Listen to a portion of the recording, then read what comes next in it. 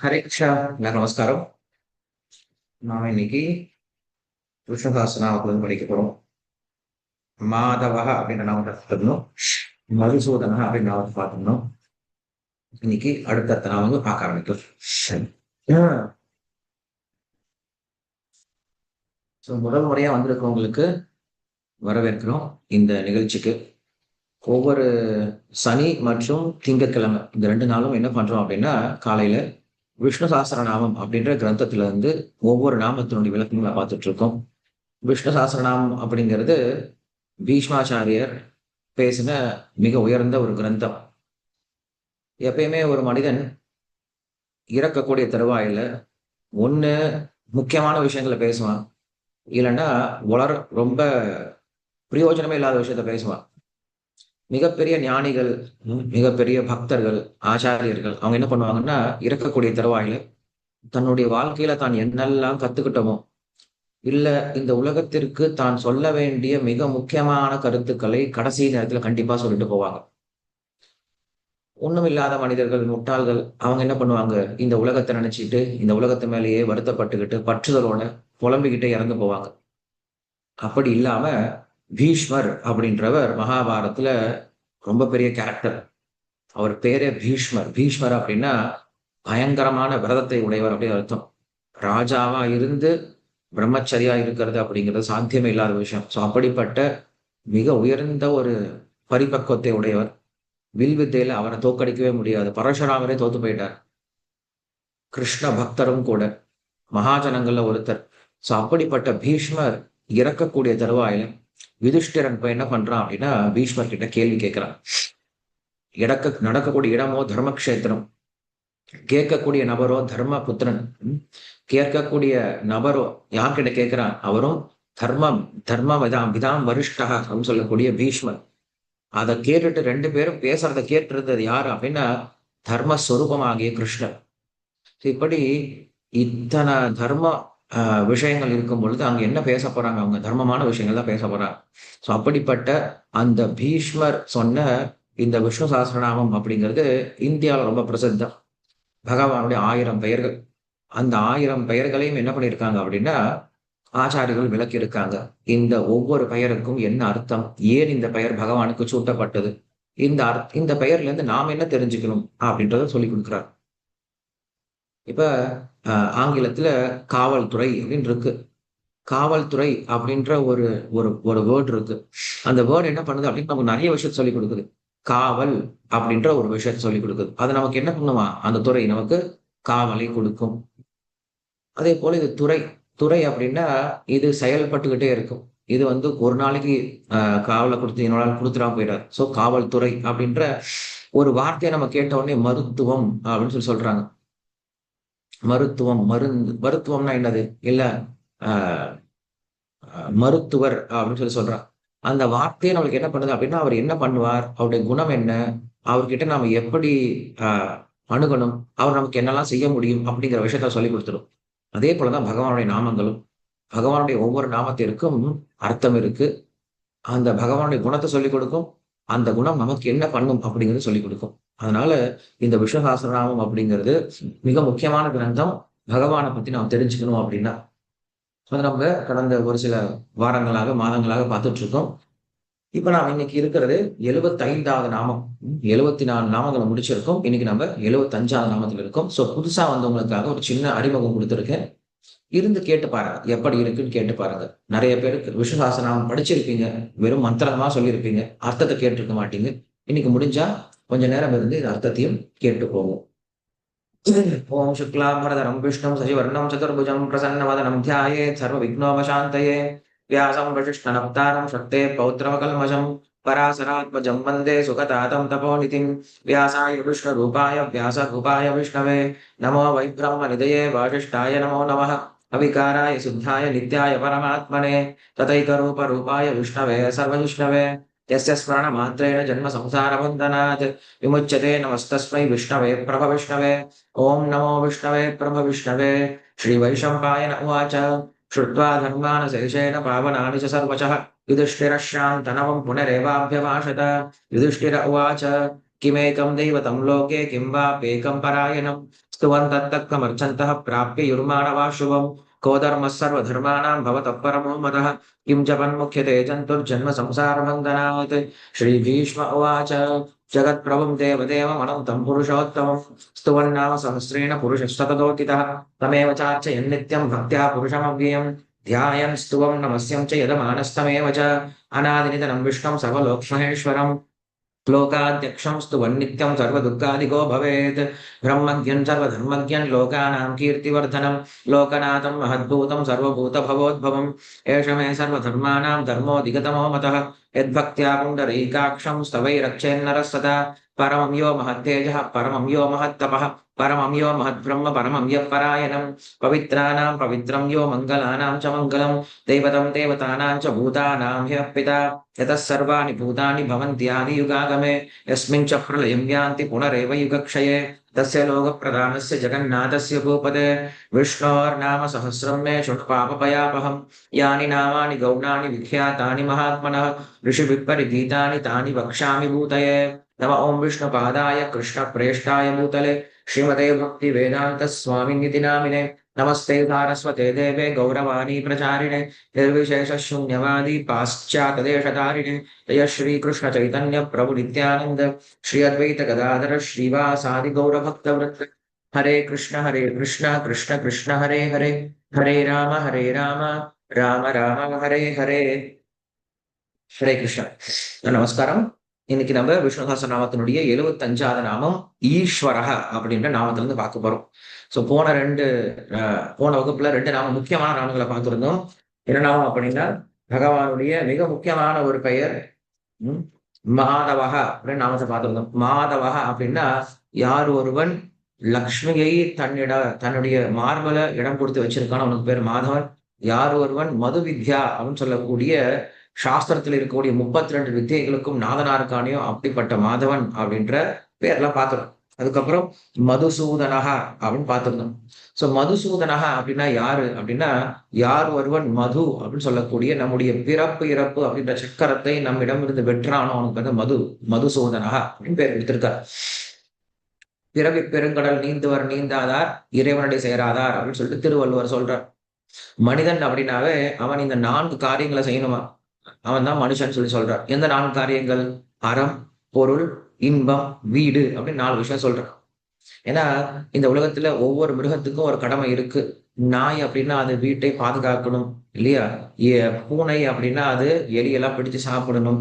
இல்ல குரங்கு அப்படின்னா அது இந்த மரத்துல அந்த மரம் தாவிக்கிட்டு இருக்கணும். குதிரை அப்படின்னா ரொம்ப வேகமா நம்மளை கொண்டுட்டு போகணும். இப்படி ஒவ்வொரு மிருகத்துக்கும் என்ன இருக்கு? ஒரு தர்மம் இருக்கு.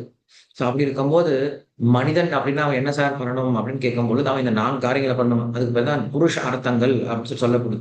புருஷார்த்தம் அப்படின்னா ஒவ்வொரு புருஷனாலையும் அர்த்திக்கப்பட வேண்டியது, ஒவ்வொரு மனிதனாலையும் தேடப்பட வேண்டியது, சம்பாதிக்கப்பட வேண்டியது அப்படின்னு சொல்லி 4 விஷயம் சொல்றான். என்ன 4 விஷயம்? அறம், பொருள், இன்பம், வீடு அப்படின்னு 4 விஷயம் சொல்றான். அதனாலதான் ஆத்திச்சூடி எப்படி நமக்கு ஆரம்பிக்குது அப்படின்னா அறம் செய்ய விரும்பு அப்படின்னு ஆரம்பிக்குது. மனித வாழ்க்கையே அறத்துல இருந்து ஆரம்பிக்குது, தர்மத்துல இருந்து ஆரம்பிக்குது. அதுல அவர் சொல்றாரு மனித வாழ்க்கையோட இறுதி குறிக்கோள் என்ன அப்படின்னா நாம் முதல் குறிக்கோள் நம்முடைய கடமையை செய்யணும். அறம் அப்படின்னா நமக்கு விதிக்கப்பட்ட கடமையை செய்யணும்.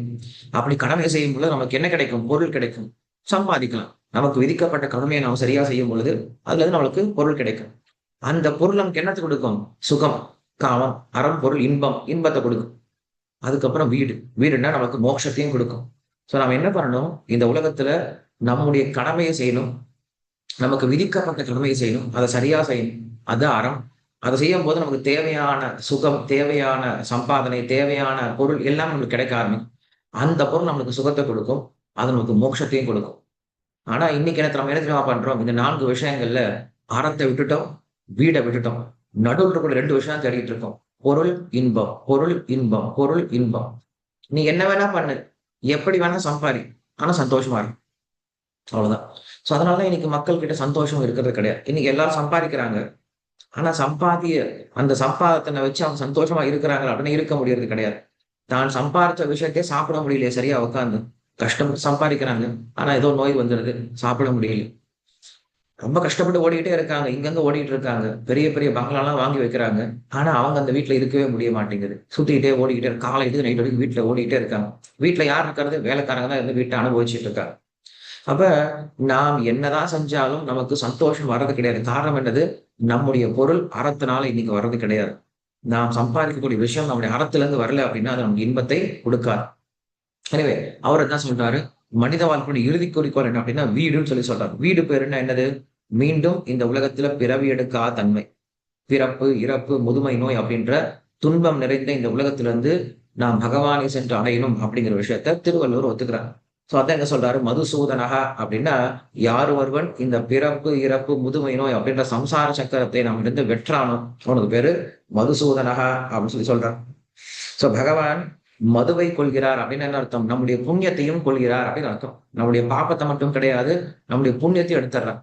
ஏன்னா இந்த ரெண்டையும் எப்ப நம்ம விடுறோமோ அப்பதான் பகவான் கிட்ட போக முடியும். நீங்க பாபம் செஞ்சீங்கன்னா நரகத்துல போவோம், புண்ணியம் செஞ்சீங்கன்னா சொர்க்கலோகம் போவீங்க, பக்தி செஞ்சா மோட்சம் போக முடியும். நீங்க எந்த அளவுக்கு புண்ணிய காரியங்களை செஞ்சுட்டு இருக்கீங்களோ அந்த அளவுக்கு நம்ம என்ன பண்ண முடியும்? சொர்க்கம் தான் போக முடியும். மக்கள் இன்னைக்கு நிறைய புண்ணியகரமான காரியங்கள் பண்றாங்க. புண்ணிய காரியம்னா என்னது?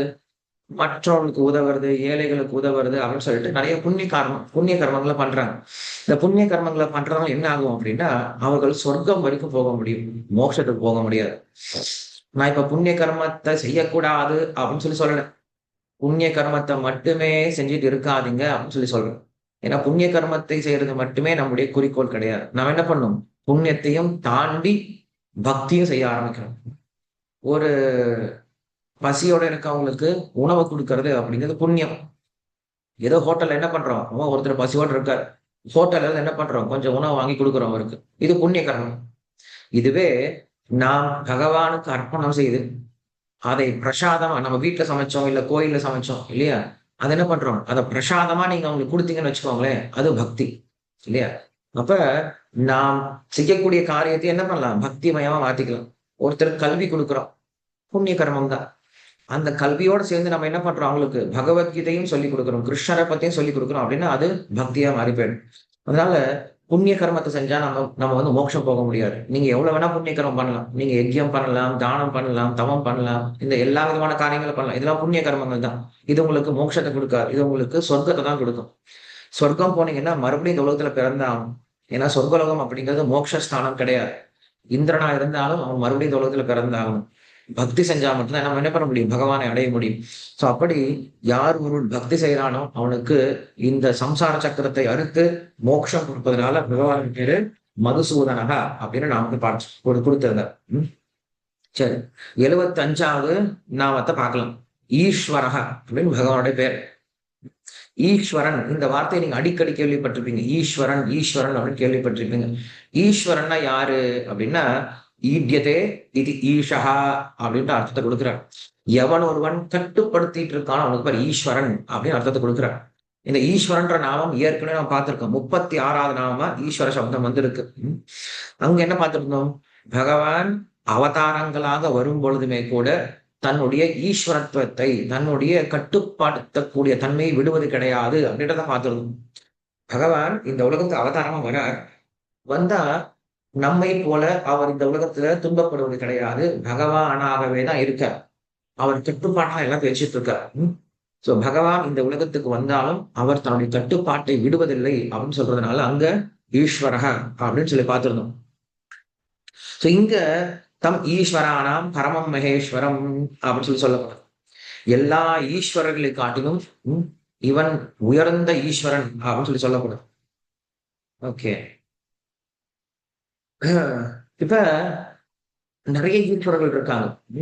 நிறைய சுரேஷ, மகேஷ, கணேஷ, இப்படி இந்திரேஷ, பிரஜேஷ, நிறைய ஈஸ்வரர்கள் இருக்காங்க.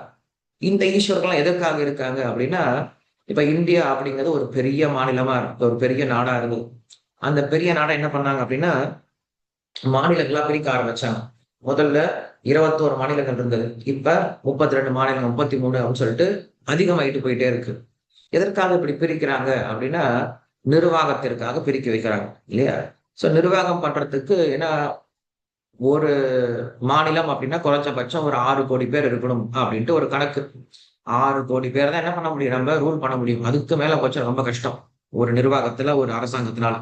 அப்ப என்ன பண்றாங்க, மாநிலங்களா பிரிச்சு பிரிச்சு வச்சிருக்காங்க. சோ அதே போல என்ன பண்றாரு பகவானும், இந்த உலக நிர்வாகத்தை பிரிச்சு கொடுத்திருக்கார். நிறைய ஈஸ்வரன்கிட்ட பிரிச்சு கொடுத்திருக்கார். நீ இந்த காரியத்தை பண்ணு, நீ இந்த காரியத்தை பார்த்துக்கோ, நீ இந்த காரியத்தை பண்ணு, என்ன பண்ணிருக்காரு, எல்லாத்தையும் பிரிச்சு கொடுத்திருக்காரு. எல்லாத்தையும் பிரிச்சு கொடுத்தாலும் கடைசியில தலைமை பொறுப்பு அப்படின்னு ஒருத்தர் கிட்ட இருக்கு, பிரதமர் அப்படின்னு ஒருத்தர் இருப்பார். அந்த ஈஸ்வரன் தான் நம்ம என்ன பண்ணணும், அந்த ஈஸ்வரன் யாருன்னா புரிஞ்சுக்கணும். சாஸ்திரம் தான் நமக்கு சொல்லிக் கொடுக்குது. ஈஸ்வர பரம கிருஷ்ண சச்சிதானந்த விக்கிரக அனாதிராணி கோவிந்த சர்வ காரண காரணம் அப்படின்னு சொல்லி சொல்லுது. ஈஸ்வரன் அப்படின்னா கிருஷ்ணர் தான் ஈஸ்வரன் அப்படின்ற விஷயம் சாஸ்திரம் சொல்லிக் கொடுக்குது. சோ இந்த ஈஸ்வர சப்தத்திற்கு இன்னும் அழகா அர்த்தம் பார்க்கணும் அப்படின்னா, ஈஷோபனிஷத் அப்படின்னு ஒரு கிரந்தம் இருக்கு, ஒரு உபனிஷத் இருக்கு. அந்த ஈஷோபனிஷத்துல நம்ம என்ன பண்ணலாம், இந்த ஈஸ்வர சப்தத்தை இன்னும் நல்லா தெரிஞ்சுக்கலாம். ஈஸ்வரன்றதுக்கு அதுக்கு அர்த்தம் கொடுக்குறாங்க. ஈஷாவாஸ்யம் இதம் சர்வம் அப்படின்னு சொல்லிட்டு ஒரு அர்த்தத்தை கொடுக்குறாங்க. ஈஷாவாஸ்யம் இதம் சர்வம். ஈஸ்வரன்னா யாரு, யார் ஒருவன் அனைத்திற்கும் சொந்தக்காரனா இருக்கானோ அவன் தான் ஈஸ்வரன் அப்படின்னு சொல்றான். எவன் ஒருவன் அனைத்திற்கும் சொந்தக்காரனா இருந்து அனைத்தையும் தன்னுடைய கட்டுப்பாட்டுல வச்சிருந்து அனைத்திலையும் பரவி இருக்கானோ, நீக்கவர நிறைஞ்சிருக்கானோ அவனுக்கு பேரு ஈஸ்வரன் அப்படின்னு சப்தத்தை கொடுக்குது. இந்த ஈஸ்வர அப்படின்ற சப்தத்திற்கு இன்னொரு அழகான அர்த்தம் கொடுக்கிறாரு. இது ஈட் அப்படின்ற தாத்துல இருந்து வருதான், இல்லைன்னா ஈஷ்டி அப்படின்ற தாத்துல இருந்து வருது. இஷ் அப்படின்னு இப்ப இஷ் அப்படின்ற சப்தத்துக்கு நம்ம விளக்கம் சொல்லணும் அப்படின்னா, வேஷ்டி அப்படின்ற நீங்க கேள்விப்பட்டிருப்பீங்க இல்லையா, வேஷ்டி. அதுவும் இஷ் அப்படின்ற தாத்துல இருந்து வருது. வேஷ்டினா என்னது, நம்ம உடுத்தக்கூடிய உடை வேஷ்டின்னு சொல்லி சொல்றோம். சோ வேஷ்டிக்கு என்ன, வேஷ்டினா எதனால அந்த வேஷ்டின்னு பேர் வந்தது அப்படின்னா, இப்ப நம்ம நம்முடைய இடுப்புல கீழே வேஷ்டி கட்டிட்டு இருக்கோம். சோ வெளியில பாத்தீங்க அப்படின்னா வேஷ்டி மட்டும் தான் தெரியும், உள்ள இருக்கக்கூடிய கால் தெரியாது, கால் மறைஞ்சிருக்கும், வேஷ்டி மட்டும் வெளியில தெரியும். ஆனா உள்ள கால் இல்லை அப்படின்னா வேஷ்டி நிக்கவே நிக்காது, உள்ள இருக்கு ஆனா வெளியில தெரியாது. இது முதல் விஷயம்.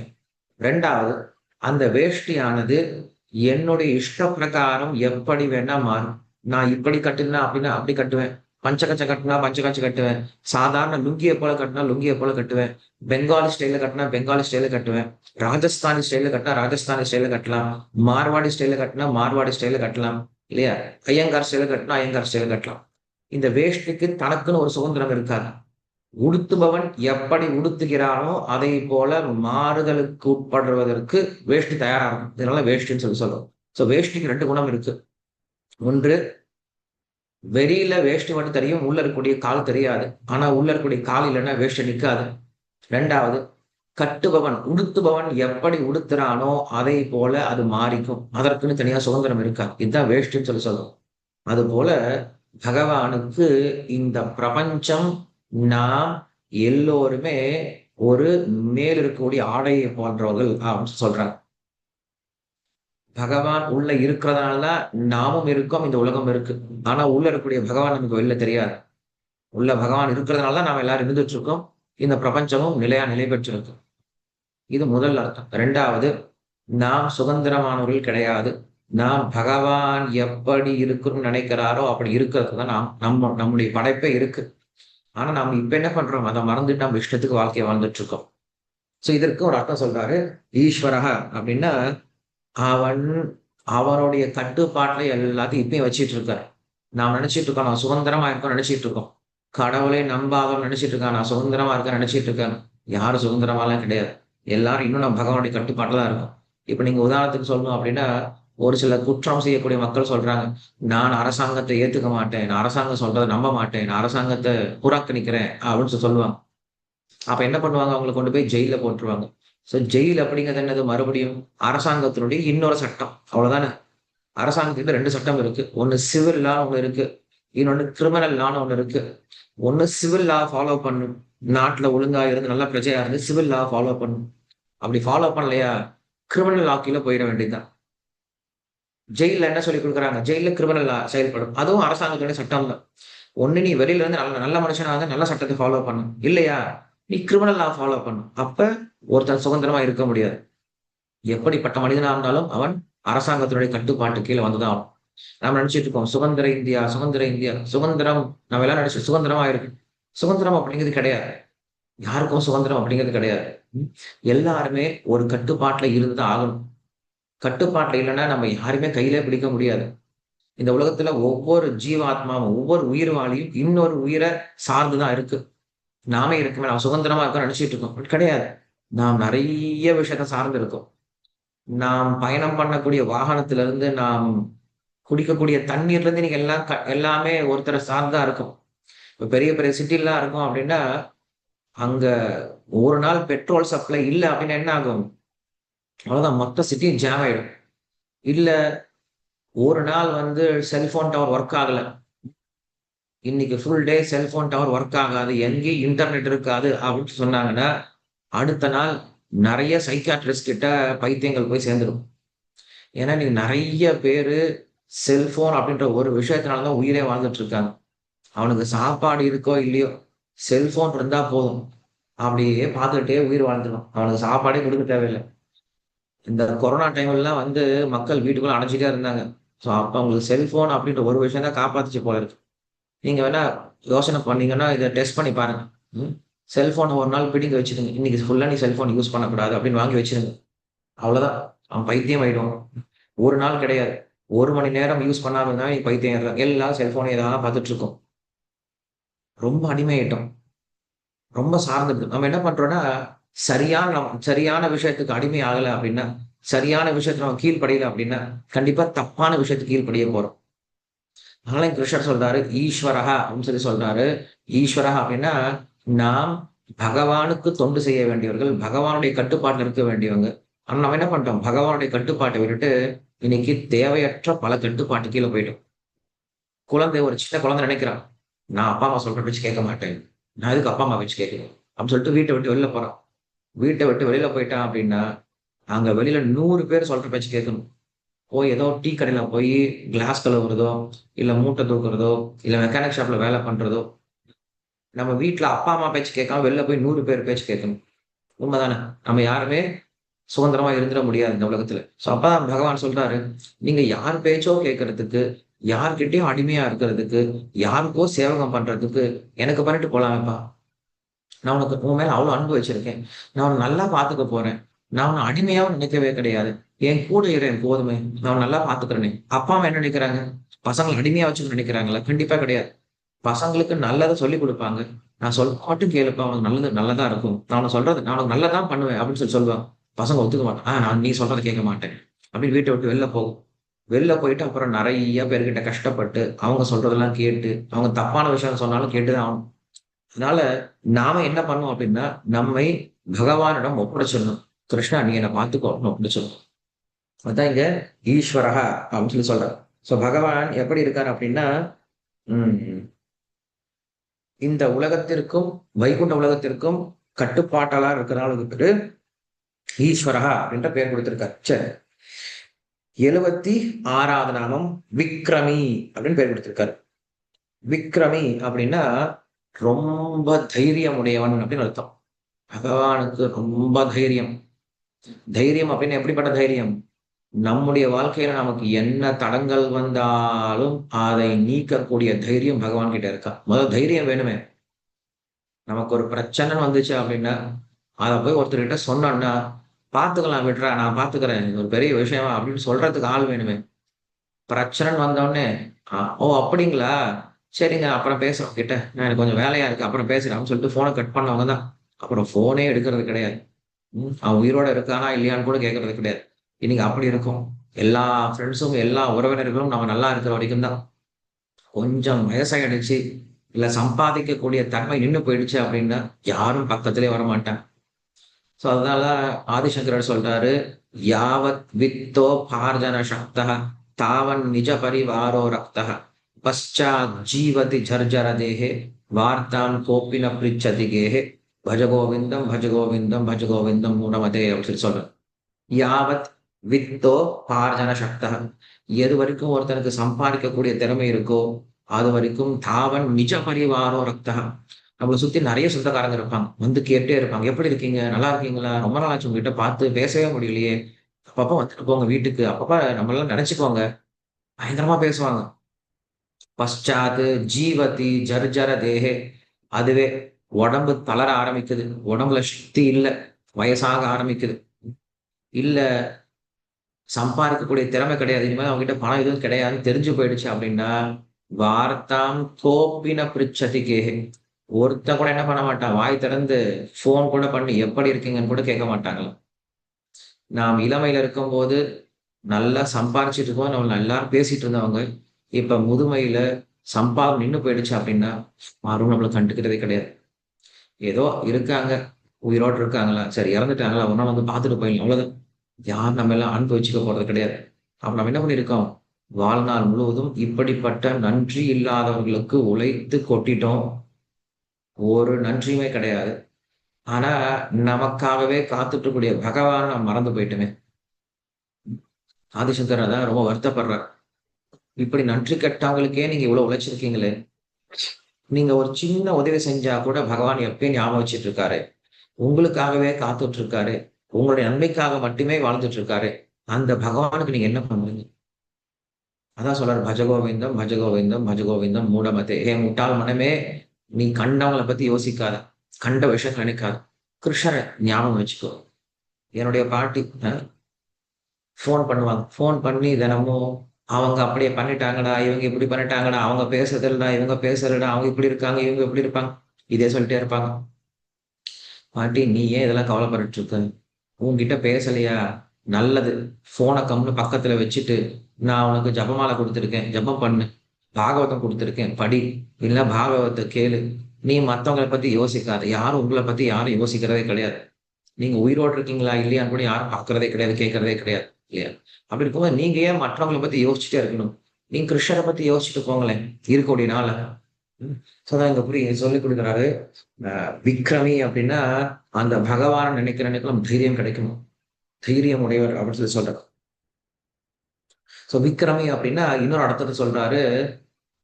மிக பெரிய அ பாதத்தை உடையவர், அடியை உடையவர் அப்படின்னு சொல்லி சொல்றார். பகவான் நடந்தார் அப்படின்னா ரொம்ப வேகமா நடப்பார். நம்பாம நடக்க மாட்டார். சின்ன சின்ன நடையில நடக்க மாட்டார்.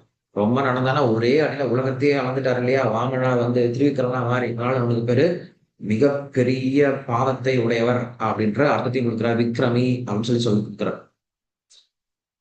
அ அதனால இங்க நம்ம என்ன சொல்றோம்? ஈஸ்வரஹ அப்படின்ற சப்தத்திற்கு நம்ம ஒரு விஷயத்த ஆசைப்படுறோம். அந்த ஆசைக்கு தடங்கலை நீக்குபவன் அப்படின்னு சொல்லி சொன்னோம். இப்ப விக்ரமி அப்படின்னா, அந்த நம்ம ஒரு ஆசைப்பட்டோம் அப்படின்னா, அ சாரி ஈஸ்வரஹ அப்படின்னா, தான் எத விருப்பப்படுறானோ, அந்த விருப்பத்த கண்டிப்பா நிறைவேத்த தீரக்கூடியவன் ஈஸ்வரன். விக்ரமி அப்படின்னா, அந்த ஆசையை திருப்தி செய்யும் பொழுது ஏதாவது தடங்கல் வந்துச்சு அப்படின்னா, அந்த தடங்களை நீக்கக்கூடியவன் விக்ரமி அப்படின்னு பேர குடுக்கிறார். ம்.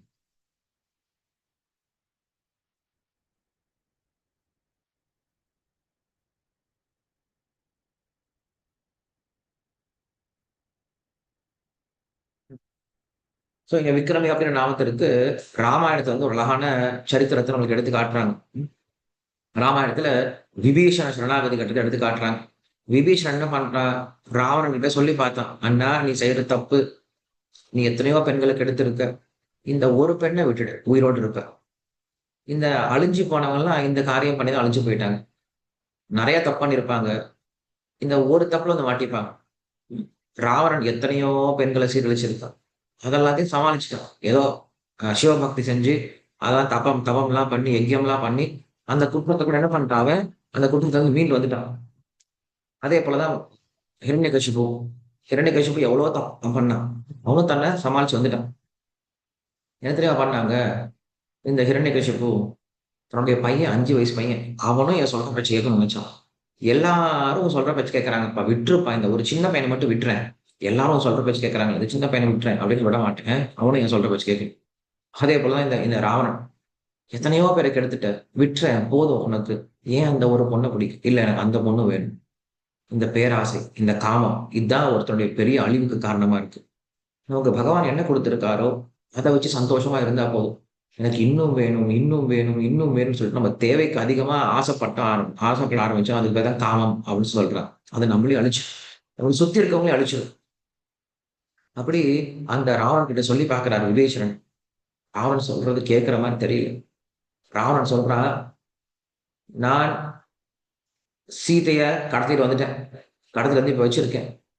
அந்த சீதையை மறுபடியும் மீட்டெடுப்பதற்காக ராமனும் லக்ஷ்மணனும் சுக்ரீவனுடைய உதவியோட வந்துட்டு இருக்காங்க. அவங்க போர் புரியறதுக்காக வந்துட்டு இருக்காங்க. இங்க ஹனுமான்னு ஒருத்தர் வந்தார், தூதன் ஒருத்தன் வந்தான். ஒருத்தன் என்ன பண்ணான், மொத்த லங்கையும் எரிச்சிட்டு போயிட்டான். ஒரு குரங்கு ஒரு குரங்கு இவ்வளவு பெரிய அட்டகாசம் பண்ணுது அப்படின்னா, இப்ப வரப்போறது கோடிக்கணக்கான குரங்க வரப்போகுது. நாம் எப்படி நம்மளுடைய நாட்டை காப்பாத்திக்கிறது, எப்படி நம்முடைய ஜனத்தை காப்பாத்திக்கிறது, ஆலோசனை பண்ணுங்க. எல்லா அசுரனும் சொன்னாங்களா, சுவாமி ராவணா, நீங்க ஏன் இதெல்லாம் கவலைப்படுறீங்க? இந்திரனை போய் நீங்க வெற்றி கொள்ளும் பொழுதே இந்த மாதிரி ஆலோசனை கூட்டம்லாம் வைக்கவே இல்லை. இந்திரனை வெற்றி கொள்ளும் பொழுதே. அப்படி இருக்கும்போது ஒரு குரங்கு கூட்டத்துக்காக பயப்படணும் நீங்க அப்படின்னு சொல்றாங்க. அப்படின்னு நாங்க சுத்தி இருக்கவங்களாம் சொல்றாங்க, டேய் குரங்குன்னு நினைக்காதீங்கடா. ஒரு குரங்கு வந்து நம்மளை படாத பாட படுத்துருச்சு. இன்னும் ஊரெல்லாம் குரங்கா வந்துச்சுன்னா என்ன படுத்த போதோ தெரியாது. அதனால என்ன பண்ணணும், நம்ம இதை பத்தி ஆலோசனை பண்ணணும் அப்படின்னு சொல்றாங்க. அப்போ அவன் சொல்றான், எனக்கு சீதையை கொடுக்கறது விருப்பம் கிடையாது. என்ன நடந்தாலும் சரி, நான் சீதையை கொடுக்க மாட்டேன். ராமனை கொல்லணும், லக்ஷ்மணனை கொல்லணும், சுக்ரீவனை கொல்லணும், சீதையை நான் கொடுக்க முடியாது. ஏன்னா சீதை மேல எனக்கு அவ்வளவு பிரியம் அப்படின்னு சொல்றான். அப்போ கும்பகர்ணன் அங்கதான் இருக்கான். கும்பகர்ணன் பெருசா அதிகம் பேச மாட்டான். அன்னைக்கு அவன் எந்திரிச்சு பேசுறான், என்ன நீ அயோக்கியன்டா, அயோக்கிய பையன்டா, உன்னால நம்ம குலமே அழிய போகுது, அது வேணா உறுதி எழுதி வச்சுக்கோ. ஏன்னா வேற ஒரு மனைவியை கொண்டு வந்து வச்சுக்கிட்டு அந்த மனைவி அந்த பெண்ணோ உன்னுடைய முகத்தையே பார்க்க மாட்டேங்கிற. சரி, அந்த பெண்ணுக்காவது இஷ்டம் இருக்குதா அப்படின்னா அதுவாது பரவாயில்ல, இஷ்டம் இருந்தா பரவாயில்ல. அந்த பெண்ணுக்கு உன் மேல இஷ்டமே இல்லை. அந்த பெண்ணு உன்னுடைய முகத்தை கூட பார்க்க மாட்டேங்கிற. நீ என்ன பண்ற, அந்த பெண்ணுடைய முகத்தை கூட உன்னால பார்த்து பேச முடியல, அந்த பொண்ணுடைய காலையே பார்த்து பேசல. உனக்கு அந்த பொண்ணுகிட்ட பயம், அந்த பொண்ணுகிட்டயும் பயம், அவன் கணவன்கிட்டயும் பயம், அந்த கணவனுடைய தம்பிக்கிட்டையும் பயம். உனக்கு எல்லாருக்கிட்டையும் பயந்துட்டு இருக்கு. பயந்துகிட்டு இருக்கிறதுனாலே உன்னுடைய தோல்வியை நீயே புரிஞ்சுக்கணும். அவங்க இல்லாத சமயத்துல என்ன பண்ண, தூக்கிட்டு வந்துட்ட. பயந்து போய் தான் என்ன பண்ண, அவங்களை தூரமா அமைச்சிட்டு தூக்கிட்டு வந்திருக்க. அப்பவே நீ தோத்து போயிட்ட. இப்ப வந்து உட்காந்துக்கிட்டு அந்த பொண்ணு எனக்கு வேணும், அந்த எனக்கு பொண்ணு வேணும், உன்னுடைய இந்த காம ஆசையினால, இந்த பிடிவாதத்தினால நம்ம எல்லாரும் அழிய போறோம் அப்படின்னு சொல்லிட்டு அப்படின்னு சொல்லிட்டு கும்பகர்ணன் சொல்றான். விபீஷணன் வந்து சொல்லி பார்க்கிறான், ராமர் வந்து ஸ்வயம் பகவான், லக்ஷ்மி தான் வந்து சீதையா வந்திருக்க, விட்டுடு அப்படின்னு சொல்லிட்டு நல்ல புத்தி சொல்லி பார்க்கறான் விபீஷணனும். விபீஷணன் எட்டி உதைச்சான், நீ போடா அங்க, இங்க இருக்காதான்னு சொல்லி துரத்தி விட்டான். விபீஷனுக்கு ஒரே சந்தோஷம், அப்பா நமக்கு இங்கிருந்து விடுதலை கிடைச்சதுன்னு சொல்லிட்டு உடனே கிளம்பி போயிட்டானா. வாழ்க்கையில் நமக்கு இந்த மாதிரி ஒரு சில சமயம் விரக்தி வரும்போது நம்ம என்ன பண்ண, உடனே பகவான் கிட்ட போய் சரணாகதி பண்ணிடணும். இதுதான் சரியான சமயம். ஏன்னா நமக்கு உண்மையில இந்த உலகத்துல பற்று ரொம்ப அதிகம். அந்த பற்றுதல் என்ன பண்ணுவார் பகவான், இப்படி ரொம்ப ஃபோர்ஸ்ஃபுல்லா அறுக்க வேண்டியது இருக்கு. இல்லைன்னா நம்ம என்ன பண்ணிட்டு இருப்போம், வீட்லயே உட்காந்துட்டு காய்கறி வாங்கி கொடுத்துக்கிட்டு, குழந்தைங்களை ஸ்கூல்ல கொண்டு போய் விட்டுக்கிட்டு இதே வேலையை பண்ணிட்டு இருக்கோம். எத்தனை நாளா இதே வேலையை பண்ணிட்டு இருக்கிறது. 60 வயசு ஆயிடுச்சு அப்படின்னா என்ன பண்ணணும், நம்ம வீட்டுல மற்ற விஷயங்களை ரிட்டர் ஆகிட்டு முழுக்க முழுக்க நம்ம என்ன பண்ணணும், ஆன்மீகத்துல ஈடுபட ஆரம்பிச்சோம். நிறைய கோயில்களுக்கு போகணும், நிறைய விஷயங்களை கேட்கணும், ஆன்மீகத்தை நல்லா வளர்த்துக்கணும். நம்முடைய அடுத்த தலைமுறைக்கு என்ன பண்ணணும், ஆன்மீகத்தை சொல்லிக் கொடுக்கணும். இன்னும் வீட்டுல உட்காந்து சம்பாதிச்சுட்டு ரிட்டையர் ஆயிடுவாங்க. ரிட்டையர் ஆயிட்டு சும்மா இருக்க மாட்டாங்க.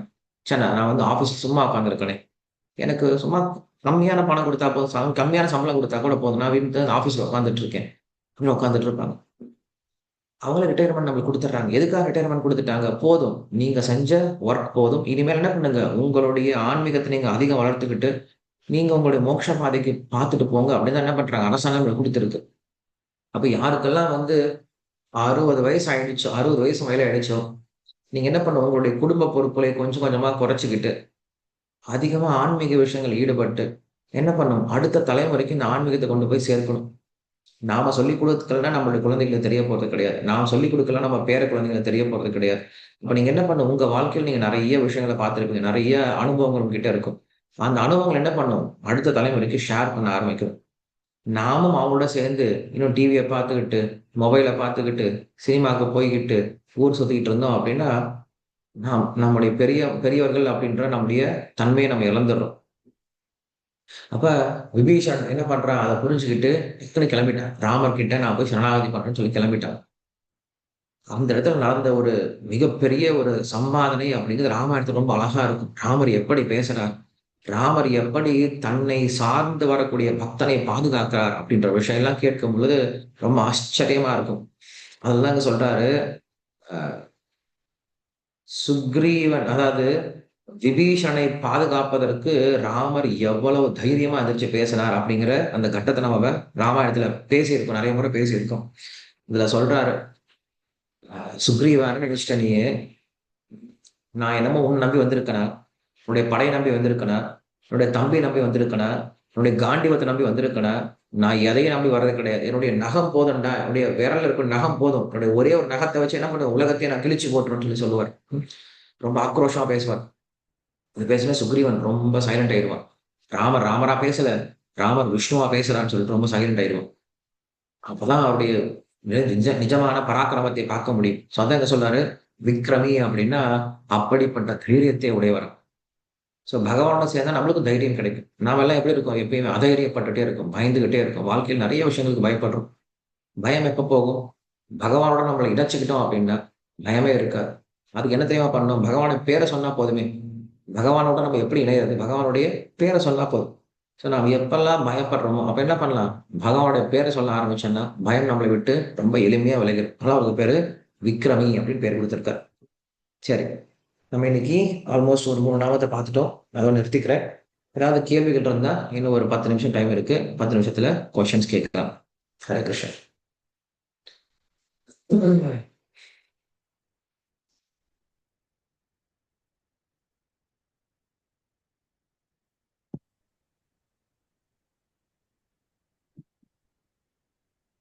ஹரே ஹரே கிருஷ்ணா. கிருஷ்ணா குருஜி.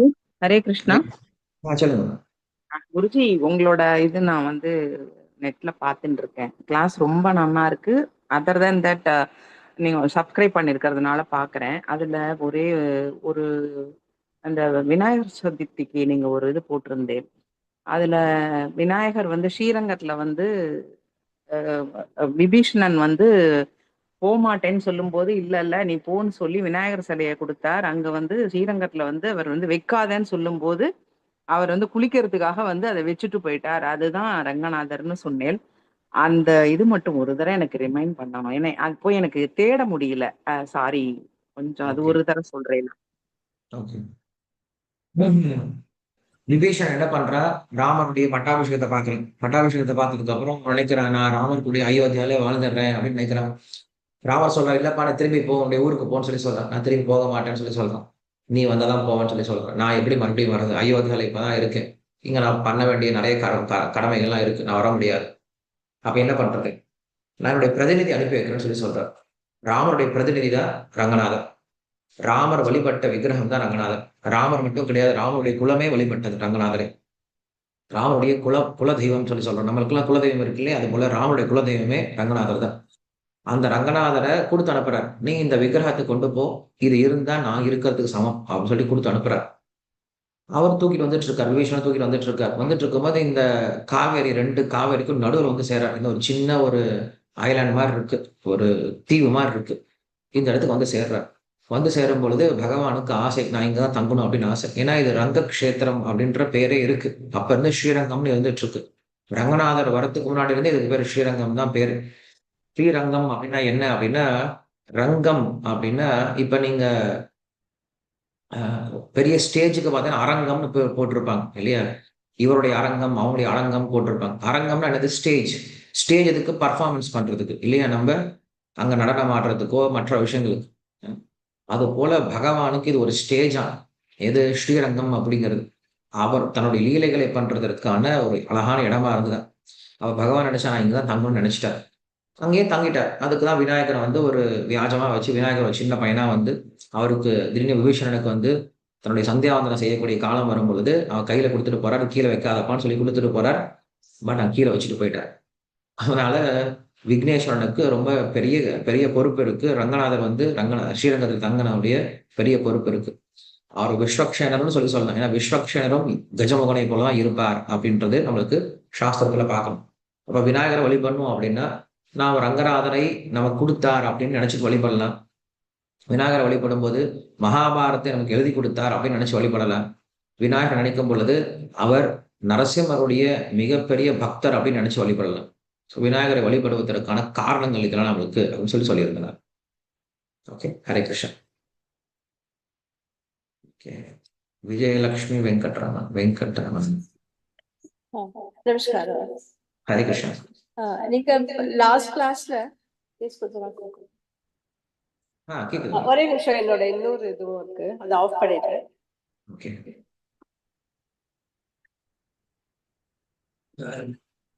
கேக்குறதா? நல்லா கேக்குது.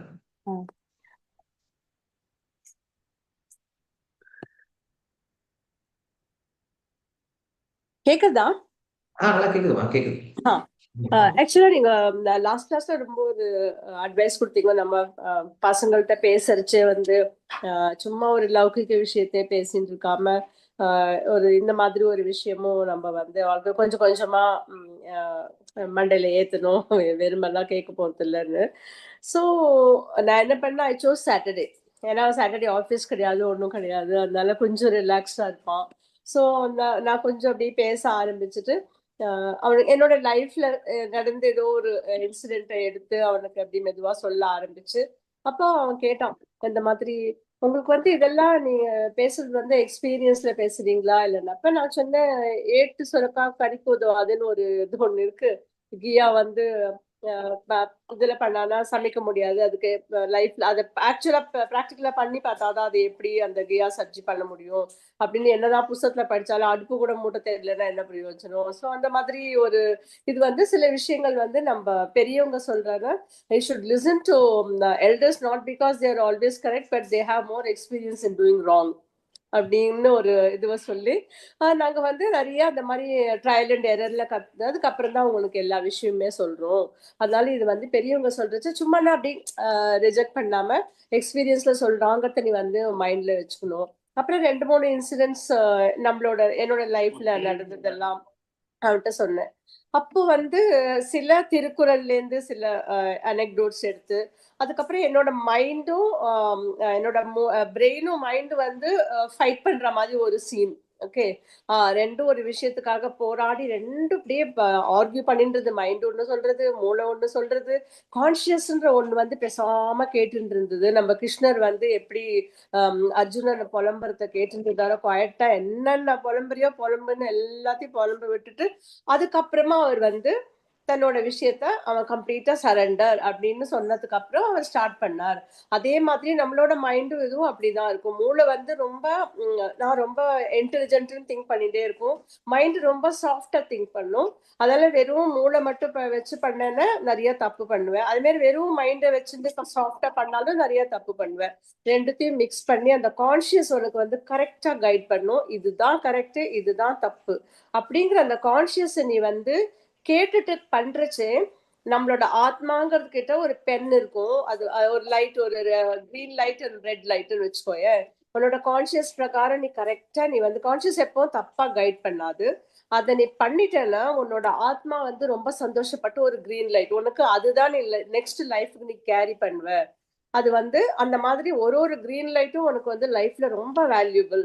அதனால அப்புறம் நீ சும்மா இந்த இது படிக்கிற அது படிக்கிற ஹாரி பாட்டர் படிக்கிறேன்னு வால்யூமா படிக்கிறல்ல, ஒரு வேலை பண்ணு, நான் திருக்குறளோட டிரான்ஸ்லேஷன்ஸ் கொடுக்குறேன். ஏன்னா நான் தான் சொன்னேன், நான் டெல்லியில பிறந்ததால தமிழ் அவ்வளோ இது இல்லை, நான் இங்கிலீஷ் டிரான்ஸ்லேஷன் வந்து வித் மீனிங் உனக்கு வந்து அந்த புக்கை கொடுக்குறேன், நீ கொஞ்சம் ஹாரி பாட்டர் எடுத்து வச்சுட்டு இதை படி. அப்போ உனக்கு எவ்வளவு ப்ரொஃபவுண்ட் அது இல்லை ஒன்னொன்னு அப்படியே அசிமுலேட் பண்ணி பண்ணி படி, அது அவ்வளோ இம்பார்ட்டன்ட் உன்னோட லைஃப்ல அப்படின்னு சொல்லிட்டு சில திருக்குறளும் சொன்னேன். ஐந்து ஐந்து கொள்ளாதான் கேண்மை தான் சால் துயரம் தரும், அது மாதிரி கொஞ்சம் கொஞ்சம் சின்ன சின்ன இதுவெல்லாம் சொல்லிட்டு இந்த மாதிரி ரொம்ப ப்ரொஃபவுண்ட் மீனிங் உனக்கு யூஸ்ஃபுல்லா இருக்கும் படினா சரிம்மா எனக்கு அனுப்புங்க அப்படின்னா. இது ஒரு லாங்குவேஜ் இல்லை, எக்கச்சக்க லாங்குவேஜஸ்ல டிரான்ஸ்லேட் ஆயிருக்கு, அதனால இது சாதாரண விஷயமா எடுத்துக்காத, நான் உனக்கு நான் பண்ணி கொடுக்குறேன் அப்படின்னு சொல்லிட்டு நீங்க சொன்ன போது இன்னைக்கு வந்து நீ என்ன சாப்பிட்ட என்ன பண்ணன்றது கேட்க போறது இல்ல.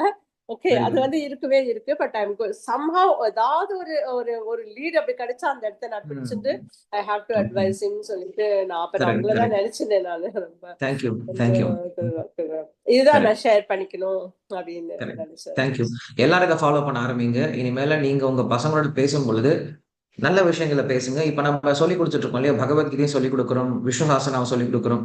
இதுல இருந்து கூட நீங்க என்ன பண்ணலாம்? டிஸ்கஸ் பண்ணி பார்க்கலாம் அவங்க கிட்ட. இது உனக்கு தெரியுமா? அது உனக்கு தெரியுமான்னு சொல்லி டிஸ்கஸ் பண்ணீங்க அப்படின்னா, அதுவும் ஒரு இன்ட்ரெஸ்டிங்கான டிஸ்கஷனா, ரொம்ப ஹெல்த்தியான டிஸ்கஷனா அமையும். Thank you ma'am. Hare Krishnan. Okay. இன்னும் டைம் எனக்கு ரொம்ப கம்மியா தான் இருக்கு. பரிமளா, ஷார்ட்டா கேளுங்க கொஸ்டின்ஸ் ஏதாவது இருந்துச்சுன்னா.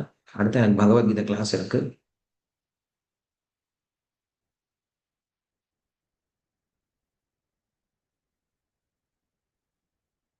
சுலோச்சன லக்ஷ்மண். ஹரே கிருஷ்ணா பிரபுஜி. ஹரே கிருஷ்ணா. நீங்க கொஞ்சம் முன்னாடி சொல்லியிருந்தேன் கார்பரேட் ஆபீசர்ஸ்க்கு ஸ்கூல்ஸ்ல எல்லாம் பிரச்சாரம் பண்ணணும், ஸ்டூடெண்ட்ஸ் எல்லாம் இதுக்கு கொண்டு வரணும் அப்படின்னு.